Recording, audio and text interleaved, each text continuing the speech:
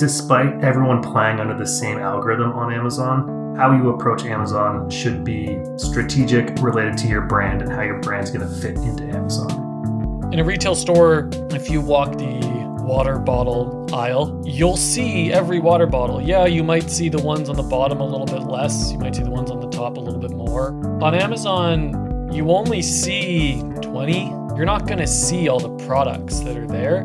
Proper merchandising helps your products just get seen more. The question becomes, how do you get them to browse your brand versus browse just Amazon? And that might be something where For brands that are in the vendor side, we have Amazon touch very little because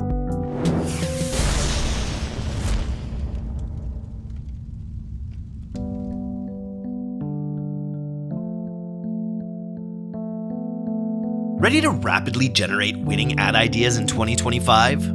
Motion, the creative analytics and research platform used by brands like Hexclad, Viore, True Classic, and Jones Road Beauty, just released their explosive new report on what really works with meta ad creative.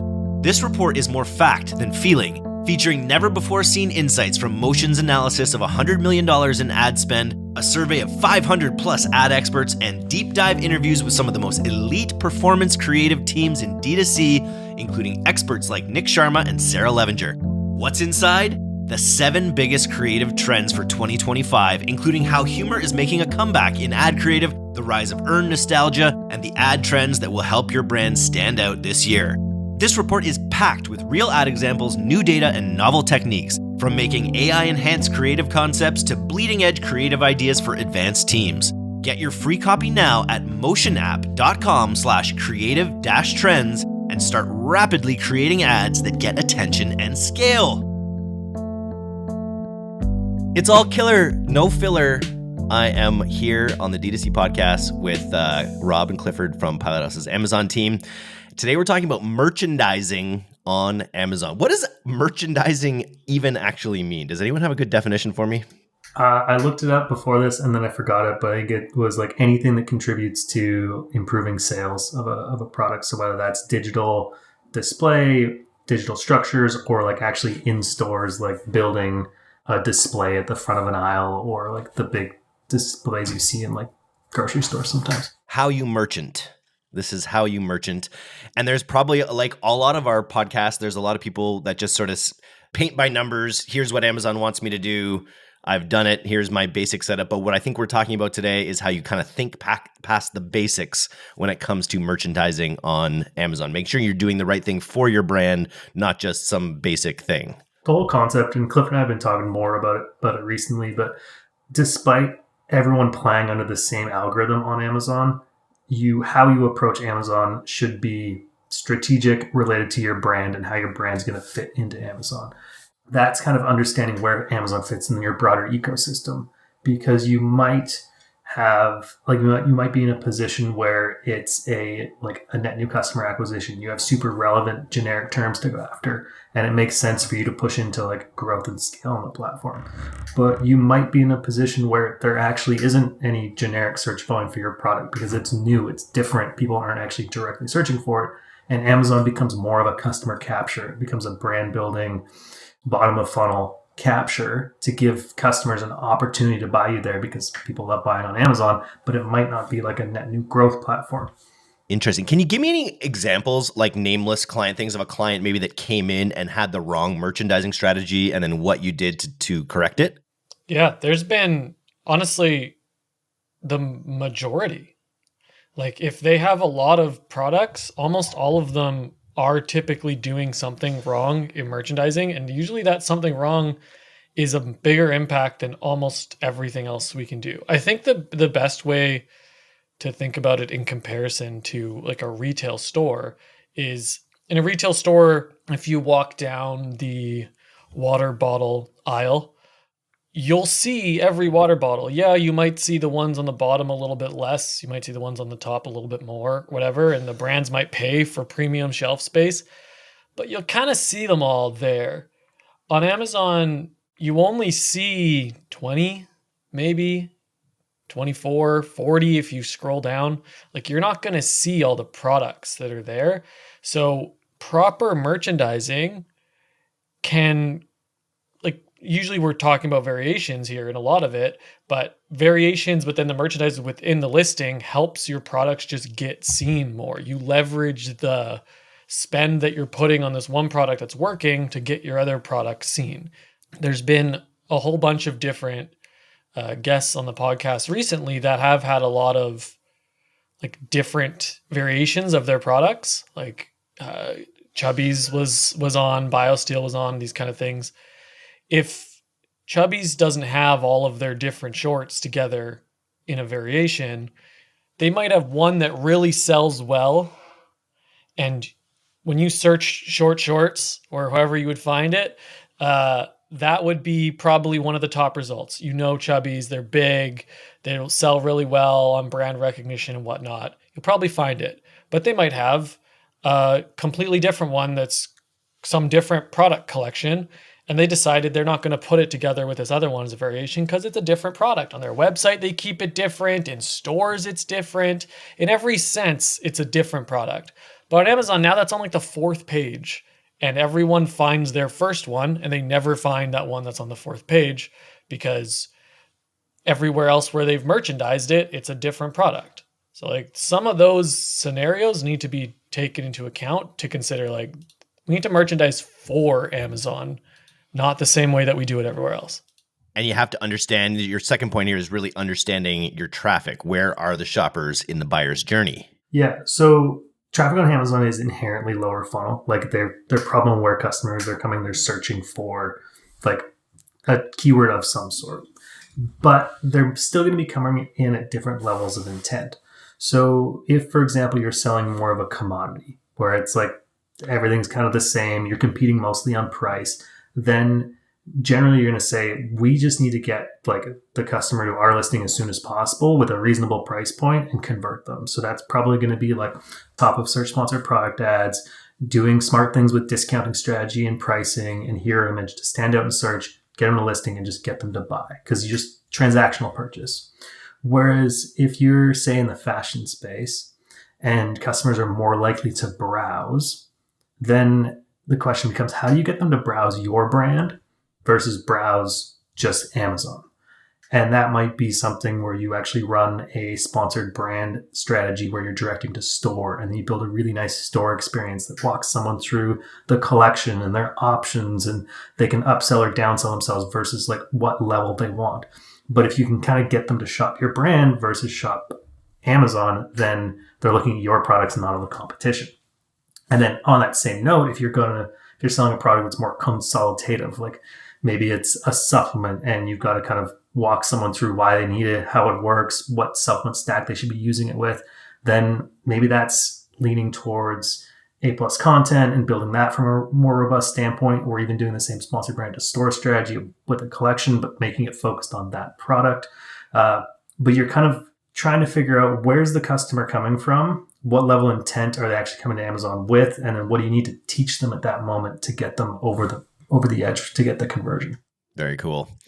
Very nice. What else would we add here about how to effectively merchandise our products on Amazon? I think tying into what you just said there, Rob, is each of those scenarios you're going to merchandise differently. So you kind of mentioned a lot of the ad strategy part behind it and like prioritizing the store, prioritizing the A+, but that also means that in the scenario where you're selling the commodity, it likely doesn't make sense to have a lot of those variations and things combined because a really clear example is like kitchen gadgets on Amazon. Like if you're selling a garlic press, like probably doesn't make a ton of sense to put the garlic press with a milk frother if like those are the things your brand specializes in. Those are pretty different products. They don't make a lot of sense to go together. But if you're selling 7 different kinds of garlic press and it makes sense for someone to shop around them, that might make a little bit more sense, but you're still within this weird niche where, as you said, like in a fashion category, someone could buy shorts and a shirt and shoes and things. And these are all different categories on Amazon, but there might be a merchandising strategy where you're doing bundles together or you're figuring out variations and ways to utilize the merchandising tools that you have on Amazon to position them to make the most of that click that you got. Because if it's a sponsored brand ad that's going to your store, you can make your store look amazing. But if there's still a lot of individual listings, it still might be hard to buy that on your store. Like you can't make it the same as your DTC site a lot of the time. It can't be a nice, simple build your own bundle type of thing and save 10%. Like you can't do some of these things on Amazon, or you have to find creative ways to utilize promotions and bundling and virtual bundling to get to that point if that's what you're trying to do. But that whole side requires a lot of thought. If you just take the typical Amazon playbook of, okay, here's our main keyword and we run sponsored product and we try to rank up, and you have 40 products that are all trying to rank up for that same keyword, you're going to get slaughtered. I imagine this is complicated when you're on Amazon's vendor program as well. Last time we spoke, we went deep on BioSteel. I'm just trying to buy a new giant jug of BioSteel right now. Their pricing is all different. It's hard to find certain flavors. I think they've done a probably good job of the most desirable flavors. They price up by quite a bit, which is frustrating as a consumer. But it seems like it just should be easier to find the variations there. And they, talking with BioSteel, he was sort of like saying that Amazon really controls that. Is that true? On the vendor side, it's kind of up to you as a vendor how much you want to let Amazon do it, I would say is the best way to put it. You can just sell to Amazon. You throw them some imagery of like, here's what we want you to put on there, and they'll kind of handle it all. For brands that we manage that are in the vendor side, we have Amazon touch very little, because in all honesty, those vendor managers, those Amazon vendor services reps, they're different overseas specialists that you get hooked into, like they are managing a lot of brands. Their best interest is to make Amazon money. It's not really to make you money. Now they have targets aligned with your brand. These vendor managers do have targets for their categories. They do care a little, but they're not going to take the time to merchandise your brand the way that it should probably be merchandised. If you have a small catalog and it's simple, yeah, maybe it's not too hard to screw up. But as you're describing, if you have a lot of products and these ones should maybe be together and these ones shouldn't and whatnot, and if you just let Amazon do it, that's fine. Amazon will sell some of your product and it will just act as a sales channel that picks up those people who are specifically searching for you and who have the patience to go through it on there. Or maybe you purposely just want to sell to Amazon to make some quick bucks on the wholesale side, and you don't want them to buy on Amazon at all, and you want them to go to your website in the end. Hey, let Amazon do it probably, because it'll be a frustrating experience for the customers and your branded shoppers will probably bounce off. But if like you actually want to scale up Amazon and make it a true profitable sales channel that actually grows and contributes to your bottom line, you take advantage of the customers that are there, then yeah. And create a good customer experience for like the customers that do go there. Because I've had the same frustration as you, Eric. Like trying to buy it is like they're all different price points and like the variations aren't set up nicely. And I mean, it depends how they want to approach Amazon as a channel. Like if they do want to just be super hands off, generate some revenue, then like 100% just treat it like it is, sell to Amazon, and focus your bandwidth elsewhere if you've got more important projects to focus on. But as Clifford said, there is an opportunity to lean into it and really make it scalable and a meaningful part of the business as well. And part of that is on to point number 3, which is just really how important it is to create an on-brand and aesthetically strong listing. What are our thoughts about that? Yeah, so super key to do that, and that sounds really simple, but one example here that can't actually say whether they're doing it right or wrong without seeing the data behind the account and like where all their traffic's coming from. But 2 players like that I'm sure most people heard of, but Dr. Squatch and Manscaped. So I don't know about you, but the first thing I think of with both of those brands is like some of the cheeky, fun advertising they've done, like Dr. Squatch's funny videos, Manscaped's like some of their Instagram content and the jokes they make and that. And Clifford noticed this, so credit to him, is both of those brands don't bring a lot of that like cheeky, fun branding into their Amazon, despite having a very aesthetically pleasing on-brand Amazon presence. And why I don't think I can say whether that's right or wrong is because if they're primarily converting on maybe branded traffic, for example, they might just be focused on convincing those people that like, hey, we're not just fun branding, we're actually a quality product. So they're actually focusing on product, they're focusing on details, they're focusing on specs, rather than just brand. But on the flip side, if a lot of their traffic is coming from generic terms, then I would say they should lean into the brand more. They should lean into that cheeky, that funness, and it still includes some of the product details, but because then they're differentiating from the other products that are just selling based on pure product like specs. And this kind of depends on where's Amazon fit in their wider funnel. Where's their current traffic coming from? Are they leaning into growth? Do they just want to just capture it's like branded traffic? What's happening there? And I can't speak to that without talking to their CMO and understanding this, like what's the goal of Amazon for them. But it is an interesting thing we notice for Clifford knows. Nice. And yeah, it really depends on how much they've invested into that brand experience. And you want it mirrored on your Amazon store if you're investing on it elsewhere. What's funny is if you talk to the marketing teams, like the people who are doing the advertising side of a lot of larger brands who have this level of like we only know Dr. Squatch and Manscaped like that because they've spent, millions and millions of dollars over time to get our attention, and they've got it. True Classic stands out as another one in that same kind of domain of like their ads have a feel to them, and I recognize them when I see them. But one really big example that was on Amazon in a big way, it still are, of course, but was the Michael Cera CeraVe ads. They ran Amazon advertising. They were on front page of Amazon for a while, like on the homepage. They had ads all over Amazon, so likely DSP ads all over Amazon with Michael Cera in them. But their listings, if I remember right, it could be wrong, CeraVe, so if you're listening, hey, take it easy. It was a while ago. But from what I remember, their listings didn't have him anywhere in it. They maintained the same, just like, here's the product, here's our brand, this is what it is. And I don't see any real reason not to take your marketing angles and bring them into your listings, bring them into your A+ content to keep that experience consistent. Some brands will take it as far as going into the store. Like they'll go ads and store. Typically all that side of Amazon is handled by Amazon ad reps, and that's likely why a lot of it maintains consistent. Whereas the listing side and the A+ and whatnot is handled by Amazon catalog people and whatnot, and they don't change it as much. But reality is, like, it is a little storefront in itself when you're on someone's product page. That product page, especially if you have multiple variations, you want that experience to be relatively consistent. If you have such a big presence out there that's working for you and you've spent so much money on it, I don't see a real reason why not to just throw one image into your carousel or throw Michael Cera at the top of your A+ content or something to keep that kind of consistency between it, other than it being frustrating to work with, because changing out images all the time on your listings does kind of suck. Amazon's backend for this is a nightmare and annoying. So if that's the reason, I'm with you. Yeah.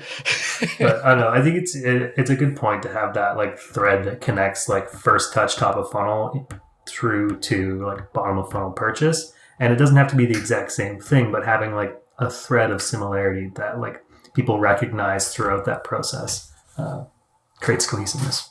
And it'll make you stand out on Amazon where everything is, a lot of people aren't doing that, right? A lot of people expect like a very bare bones brand experience on Amazon. And if you're providing a thread that connects you to what people brought you there, then it's gonna help with conversions, obviously. Even if it's Michael Cera, which Clifford, I think you got a Michael Cera thing going on a little bit. You're like a more handsome Michael Cera. More handsome Michael Cera. Wow. I have heard the Michael Cera thing before, but usually not with more handsome put in front of it. So. Nice. And I think I jumped ahead with some of the BioSteel commentary there about making it a little bit easier to shop. But is there anything else about the ease of merchandising that you want to add? I mean, Clifford hit up on a bunch of the variation stuff at the start too. Like, Clifford, anything else to add there? I really just make it easy for a customer to choose what they want and see what's there, like making sure the thumbnails make sense, making sure the hero images like and imagery changes with different variations so someone doesn't accidentally buy the wrong product. Covered anything else?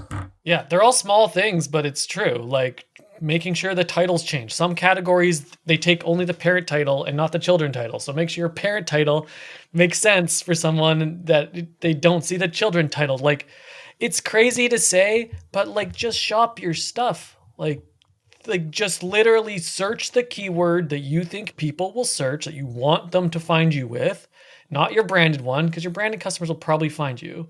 But like, I mean, if you're a big enough brand, sure, search your branded one, see what comes up, see what it looks like. How hard is it to find you? Do it in an incognito window, do it with a VPN, like do it from a different zip code, do it from your phone, try an iPad, like just shop it and be honest. Like people are so annoyingly dishonest about their own brand on Amazon. Like, no, it looks fine, looks great. It's the way we want it to look. I'm like, it took me like 9 clicks to find what I wanted, and your competitor took me 1. So like, there's a big difference.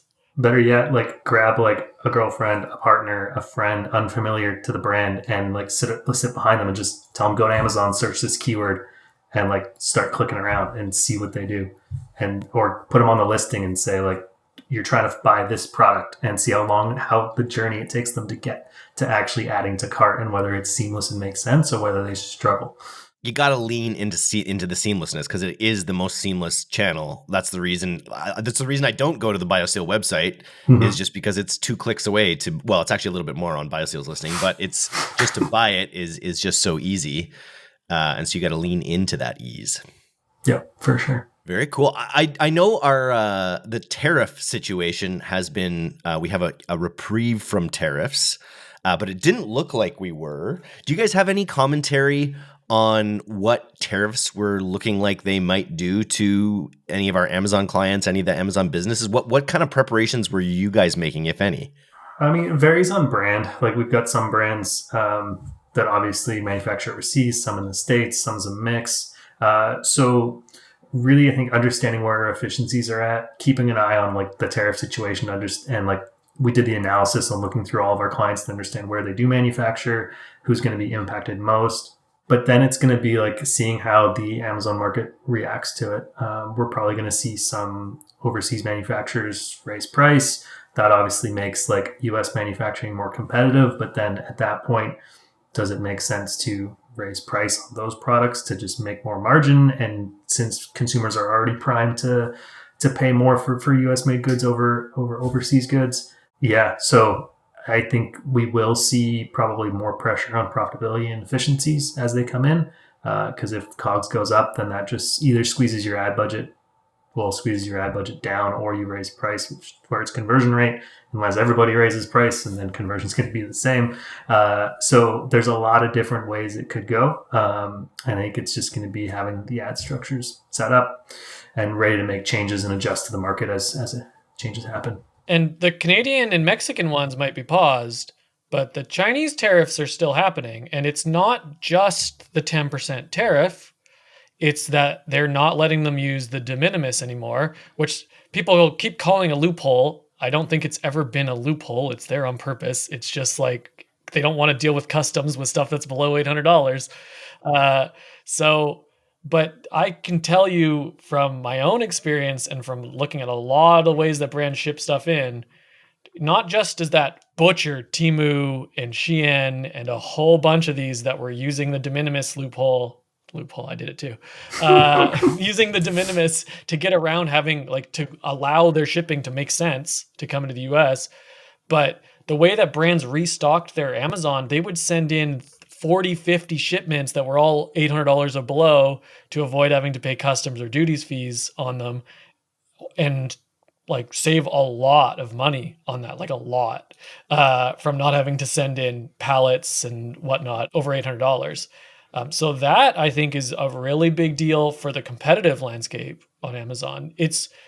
That really doesn't, for the most part, as far as I'm mostly aware, affect most actual US-based brands. Of course, the private labelers are going to be up in arms because they do exactly that method of making sure their shipments are under $800. But brands that ship in Chinese ingredients or Chinese supplies, and then they use it and they build the product in the US, or even those that just ship in a large quantity from China all at once, they'll see the 10% increase, but they won't be affected by that de minimis change. And Temu and Shein getting gutted from it, and a big part of TikTok Shop probably, and all of those other Amazon sellers that were relying on it might actually be a positive for a lot of them, because that 10% increase is nothing compared to how much they're going to have to pay with customs and duties when they have to be over the $800 now. Interesting. Well, let's continue to monitor. Thanks for the merchandising chat today, guys. We'll catch up again soon. Awesome. Thanks, Eric. Appreciate it.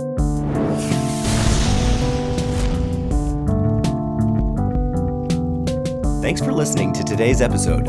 If you're not getting the D2C newsletter, you can subscribe for free at directtoconsumer.co. And if you want to learn more about Pilot House's all-killer, no-filler services, take off to pilothouse.co. I'm Eric Dick, and this has been the D2C Podcast. We'll see you next time.